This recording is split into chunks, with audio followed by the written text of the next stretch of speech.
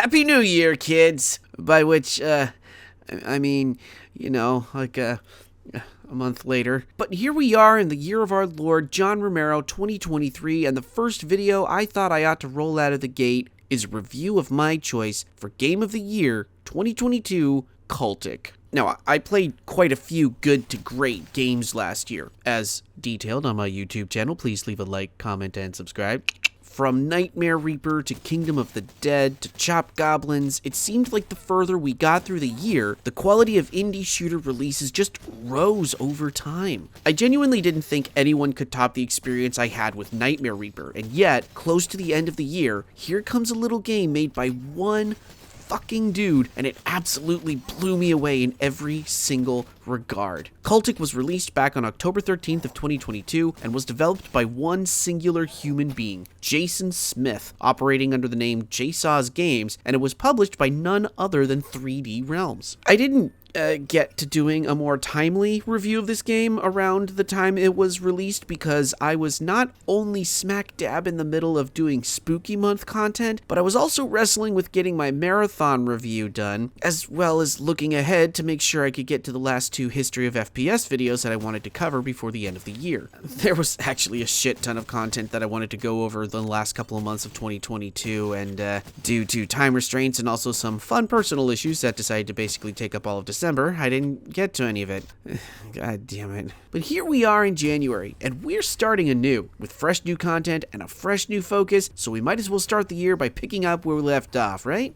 I've been thinking about this video for a little while now, which makes it a little intimidating to write out. What makes it extra intimidating is the fact that I'm proclaiming this game to be my pick for Game of the Year, so if I don't come out swinging in this one and land all of my punches, I'm probably gonna look a little silly for making such big claims. Well, fortunately for me, Cultic does pretty much all the heavy lifting here in terms of putting the proof in the punch bowl, so my job is actually kind of fucking easy today. Thanks, Jason! To start off with, let's address the elephant in the room, which is noting that this release is not simply titled Cultic, it is Cultic Chapter 1. And yet, somehow, Cultic is not an early access title. It is, in fact, a finished product, and yet there's still more content to come. So, if this isn't early access, but there's still more content to come, what gives here? Well, the short and brilliant answer is that Cultic Chapter 1 is a fully formed game from start to finish, with a beginning, middle, and end, clocking in at around 3 to 4 hours in length, and yet is part 1 of a so far 2-part story. It isn't an episodic release in the sense that we have a bunch of build-up and then a cliffhanger to entice people to purchase the upcoming second episode, but rather it feels like it functions more like Season 1 of a new television show. There are 10 maps to Cultic, each one lasting around half an hour or so depending on your efficiency, with hidden journal entries scattered throughout telling an intriguing tale of a cult gathering members into a murderous mystery, leading to undead monstrosities, psychic ghost assassins, and plenty of hooded cult members that you'll have to plow through in order to get to the eldritch abomination at the heart of it all. You play as a disgraced detective in the 1960s who's been on the trail of the cult for some time, connecting the dots between murders, kidnappings, and any number of grisly crimes. The detective has seemingly decided to take justice into his own hands, leaving his badge and gun behind as he drives out to a remote location to investigate further, but he appears to be ambushed upon arrival, awakening in a mass grave, angry and ready to strike back. Noting the time frame this all takes place in helps to inform the mood that Cultic is going for. From point 1, the aesthetics, the soundtrack, the arsenal, and the color scheme all seem to draw heavy inspiration from 70s revenge flicks like Death Wish, The Outlaw Josie Wales, Mad Max, Walking Tall, and Get Carter. It also, and kind of obviously, draws inspiration from 90s build engine shooters like Duke Nukem, Shadow Warrior, and most especially Blood.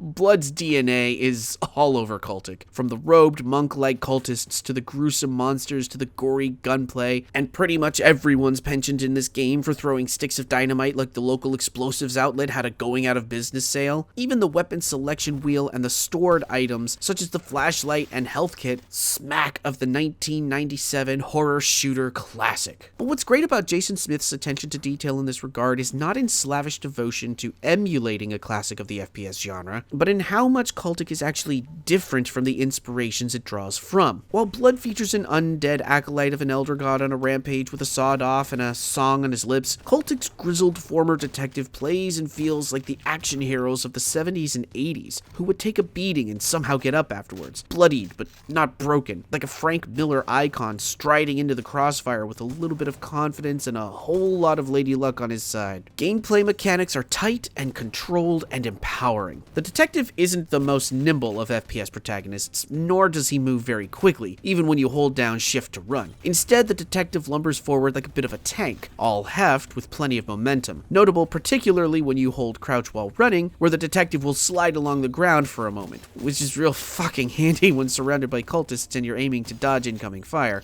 Actually, now that I think about it, the detective is actually more limber than I think I considered at first. He's got a great kick mechanic akin to Duke's mighty foot, which is handy for when you want to kick cultists off of a cliff into hot lava, but the kick can also provide a bit of extra momentum when performed while jumping. In fact, the detective can also get a bit of a jump boost if he jumps after a slide, and has a sizable jump ceiling, so we somehow have a guy who trundles forward like a walking brick wall, but can jump, slide, and bunny hop like a graceful little gymnast. One of my favorite little bits is that if you fall from a height and hold down the crouch key, the detective will roll when he hits the ground so there's no fall damage. It's a deft dichotomy of mechanics that also serves to highlight the interactivity of the game as a whole. Much like the build engine games that Cultic draws inspiration from, there is a wealth of objects to interact with in the environment. A multitude of items can be picked up and thrown, ranging from boxes to barrels to lanterns, making for a variety of options in combat. For example, pick up an explosive barrel and lob it into a crowd just as they start firing at you to have them set it off, or grab a lantern and perform the same action in order to set them all on fire. Hell, regular barrels can be thrown around as well. They don't need to explode or set things on fire. They'll stun enemies just fine. Wooden boxes and barrels can also be broken by the detective's hatchet, revealing treasures within, or just a gory surprise. But while stationary objects are manipulable, so too are objects in motion. Cultists carry hatchets just like the detective does, and will throw them if they have the opportunity. Now, of course, the detective has the ability to throw his hatchet as well, but what's really fucking cool about the engine in this game is that objects in motion don't necessarily stay in motion if they come in contact with an equal and opposite force. The number of times I accidentally shot hatchets out of the air as they was coming towards me was more than I could count, and it was thrilling every single time. I even threw my hatchet and knocked other hatchets out of the air once or twice. Even more fun is when dynamite gets lobbed in your direction and you shoot it in the air and it explodes before it reaches you. Then again, less fun is when you toss a bundle of dynamite in the direction of the cultist enemies and they decide to either hatchet it out of the air or shoot it before it hits them. I've seen gameplay footage on YouTube of expert players actually grabbing incoming hatchets out of the air and then returning them to sender. My timing is really not that great, so I wasn't able to do it, but kids, there's really no way to truly encapsulate how this shit feels in moment-to-moment gameplay. Combat is an intense ballet of chaotic death and destruction, compounded by strategic chess maneuvers that are sometimes absolutely necessary to survival. Of course, every chess set is only as good as the pieces that work well within their environment, and our action hero detective has quite the arsenal at his disposal. Handgun, lever-action rifle, double-barrel shotgun, Sten machine gun, FG-42 sniper rifle. All of these weapons are mean, beefy, hit hard, and can even be upgraded to hit harder throughout the game. Secret areas reveal boxes of weapon parts that can be applied to weapons at workbenches, providing upgrades such as a larger magazine capacity, higher damage output, stuff like that. Now, I'm no secret hunter, so I haven't found all of the secrets in this game, but it does seem like no matter how thorough you are in your searches, you're not going to find enough weapon parts to fully upgrade every gun to its fullest, meaning you'll need to take your own personal gameplay into consideration when upgrading and apply the benefits strategically. This all sounds fairly basic on paper, but boy fuck howdy do you really feel the upgrades when they're applied. The double barrel works wonders on its own, but when you apply the fast reload upgrade, you'll be sliding, popping off one shell at a time, or both barrels at once if you use the alt fire, and you'll be reloading so fast it's like you never unloaded loaded in the first place. And each weapon is solid, back to front, each one excellent to use in general, but truly shining when applied to certain situations. You're gonna want to be going for headshots just as a rule of thumb. Cultists seem to absorb a lot of punishment unless you're aiming for the noggin, but there's something so much more fucking satisfying when you're doing it with the lever action rifle. I swear to fuck, this thing will pop melons at 100 yards, sometimes bursting 2 at a time if you happen to line up 2 cultists for one shot. It's accurate from afar in tense, methodical combat. It's accurate up close and personal in frantic, chaotic moments. And what helps your aim is that sometimes when you land that sweet headshot, the game will go into slow motion for a moment, allowing you to line up another shot, or even 2 depending on the rapid fire nature of your weapon. Later in the game, you'll also end up with access to a grenade launcher and a flamethrower, both of which land in the specialty category, so they don't have the ability to receive upgrades, but boy do they fucking kick like a mule regardless. Honestly, the game would get a little bit broken real fast if you could upgrade these suckers. Lighting enemies on fire is the quickest way to clear the chessboard, especially when you're dealing with some of the tankier monstrosities in the campaign. But the incinerator isn't the only way to light things on fire.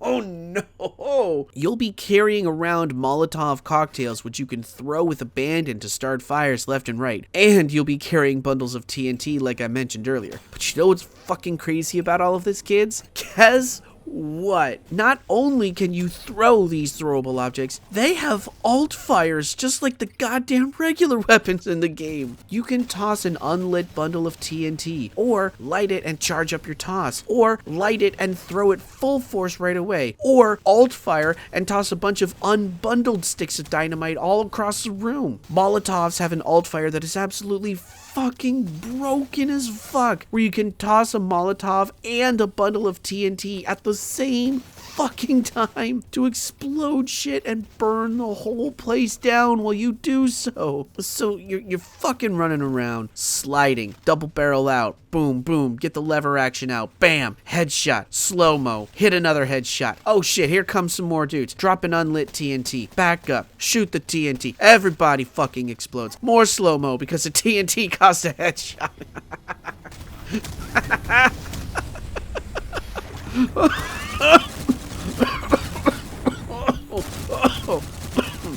Oh god, give me a second here. But here's the thing. Cultic provides moments where you will feel like an unstoppable badass while running amok. But at the same time, you absolutely positively need to slow down and assess your environment. Because these enemies hit real fucking hard and can and will overwhelm you if you are not paying attention. Jason Smith layers his level design with constant and brilliant deception, keeping the player on their toes in navigating the world, but also in keeping an eye open for incoming fire. And it's here where I really want to put in example after example of times where the level design just absolutely shines. Like the Asylum grounds, where you're walking along in silence at the start of the map, and then a shot rings out, informing you that there are snipers in the area. The music hits a fast tempo with a low volume, and you're crouching, scanning the area around for who's trying to shoot you. Or the moment in the grave where you trudge through an underground death trap, again in silence, passing by bodies hanging from the ceiling until you come to a key that you need for progression, and then the bodies drop down, coming back to life, and then a chainsaw-wielding madman comes through with bear traps and shrapnel grenades. Or the absolutely incredible, thoroughly understated moment in the Asylum when you're walking around the building searching for clues and a wheelchair just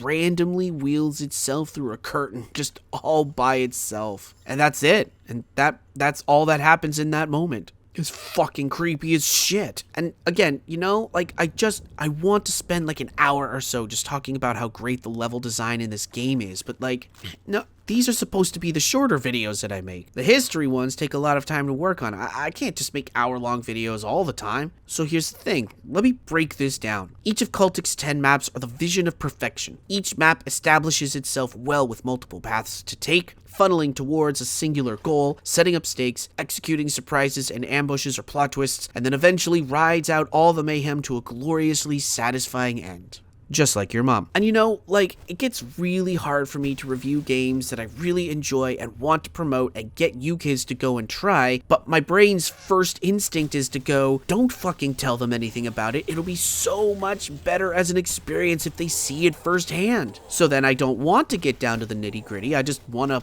hold up some game footage and be like, look, this is really pretty and fun. You should go play this game. You know how fucking hard it is to talk about something great when I just want you to go play it for yourselves so you can see? Here, let's talk about the fucking soundtrack in this game. Because Jesus, good golly Moses, you remember when I was talking about how this game seems to draw inspirations from 70s revenge flicks? Well, the soundtrack not only reinforces that, but also feels like it draws a bit of a Western influence as well, with driving, orchestrated music that sounds like the theme of a grizzled gunslinger, an outsider and a loner, walking into a town under the thumb of a corrupt influence and taking the evil sheriff to task. In fact, now that I think about it, the arsenal seems to reflect this theme as well, what with the lever-action rifle and the double-barrel shotgun as weaponry. You kids ever hear of an old show called Rifleman? God, that was good shit. You should really go look some of that up. Most of this game is a nostalgia-influenced trip and a half, and that includes the visual aesthetics as well. Pixelated, crunchy graphics that feel like they're straight out of old VGA hardware, utilizing a mixture of sprites and voxels for enemies and objects respectively. I actually kind of squealed a little when I realized that Jason Smith had so much voxel work going on in this game, differentiating between what is animate and what is still. And if you pay attention to the detail work here, come here a second, kids.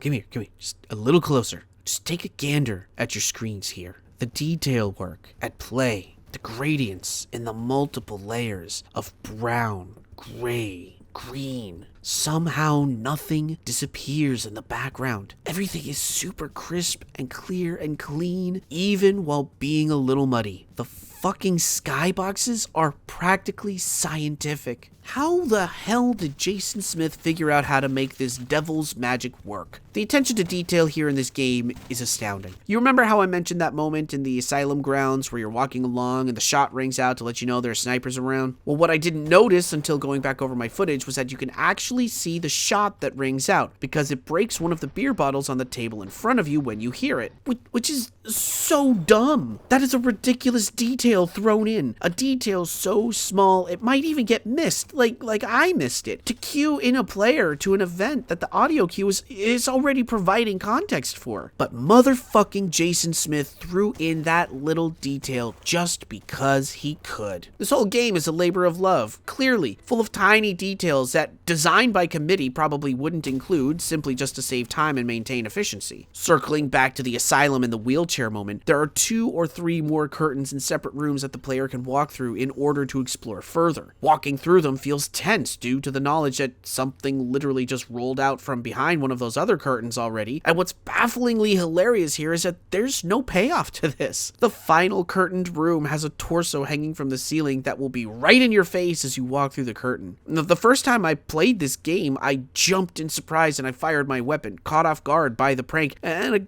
I found myself laughing afterwards. Details like these are part of why I enjoy modern retro shooters so much, because we have solo devs or small teams of developers working on games built around a passion for older shooters, crafting games that they would have loved to play back in the day. Looking at the end credits, we can see Cultic is a solo project, art, code, game level design, sound, and music by Jason Smith. What really truly boggles my brain about all of this is that this game operates on the purity of a singular vision being given resources to craft the game he wanted to make. And part of that vision comes in the episodic release. Coming full circle to talk about the innovation that this game brings to the table as far as distribution is concerned, Cultic Chapter 1 is a full story from start to finish, telling the story of a man on a mission of revenge, all while learning about the stories of other people who've been manipulated by the cult. There are journal entries from a private investigator that can be found, detailing how he infiltrated the cult, leaving notes behind for those who might find it, only for his story to meet an ending that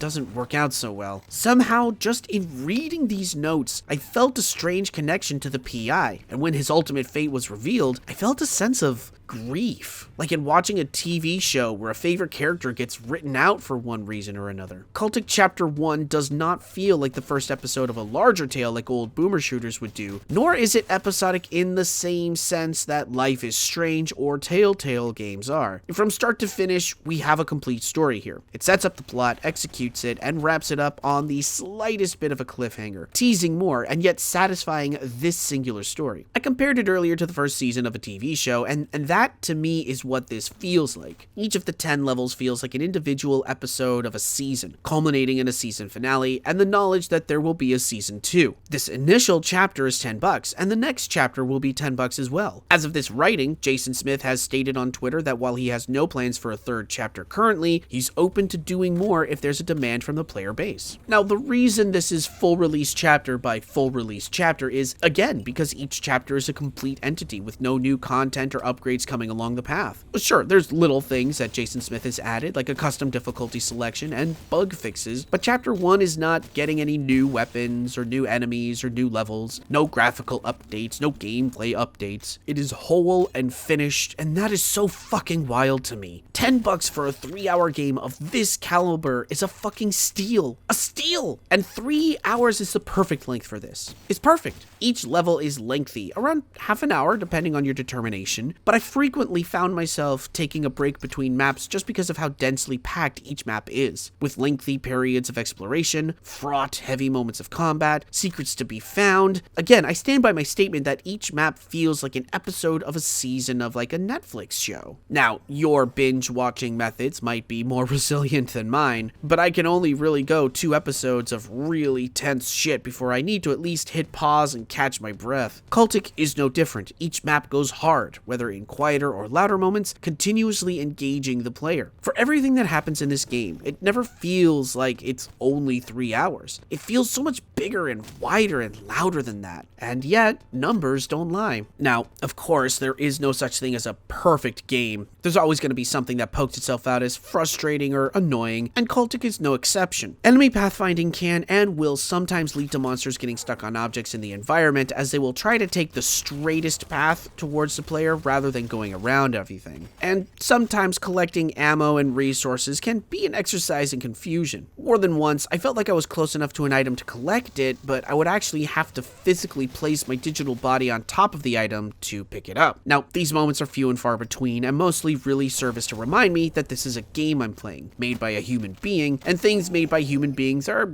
kind of fallible. What matters is whether or not the flaws of a project serve to detract from the experience, and while these flaws were noticeable, they didn't take away from my experience in the slightest. If anything, they added to it, layering the slightest bit of jank on top of an expertly crafted pie. Now, at this point, I have one of 2 choices to make. I can keep expounding on why this is Game of the Year, or I can take my bow and leave you kids to see it for yourselves. And when it comes down to it, my personal philosophy has always been to get out of the way of really good media and let the audience experience it for themselves. That's how great books, movies, and games should be experienced, the way they're constructed to be consumed. Cultic Chapter 1 rewrites how indie shooters can look, feel, and be released. This is such an interesting model, foregoing the early access route to bring shorter, denser installments of game that can add up to a larger whole, with each installment honed to perfection. My hat goes off to Jason Smith, along with my deepest of thanks that he saw his vision through to release, and I cannot fucking wait for Cultic Chapter 2 to see what this next season of gameplay brings to the table, especially after that ending. The ending of Cultic Chapter 1 is the best ending of any game I've played